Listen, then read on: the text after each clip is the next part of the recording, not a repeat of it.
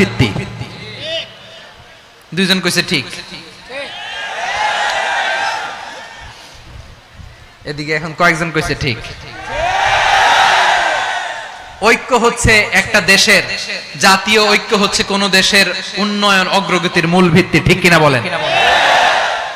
Unity, unity of a country, এটা হচ্ছে একটা সাস্টেইনেবল ডেভেলপমেন্ট,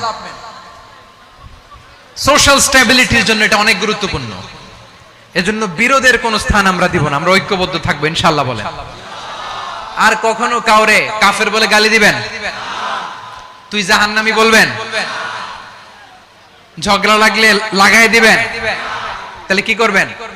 মিলায় দিব। আওয়াজ করে বলেন কি করব? প্রিয় ভাইরা, এই বিরোধ গত 50 বছর তো আমরা দেখেছি, ধর্মীয় অঙ্গন বলেন, সামাজিক অঙ্গন বলেন, রাজনৈতিক অঙ্গন বলেন, এই বিরোধ আমাদেরকে শেষ করে দিয়েছে। এই 24-এর ছাত্র নাগরিক অভ্যুত্থানের পরেও যদি সেই বিরোধ আমাদেরকে খায়, তাহলে এতগুলো তাজা জেনজির রক্ত বৃথা যাবে। চিল্লায় বলো ঠিক কিনা? আমরা এই রক্তগুলো কি বৃথা দিতে চাই না, বৃথা যেতে দিতে চাই না। আমরা ঐক্যবদ্ধ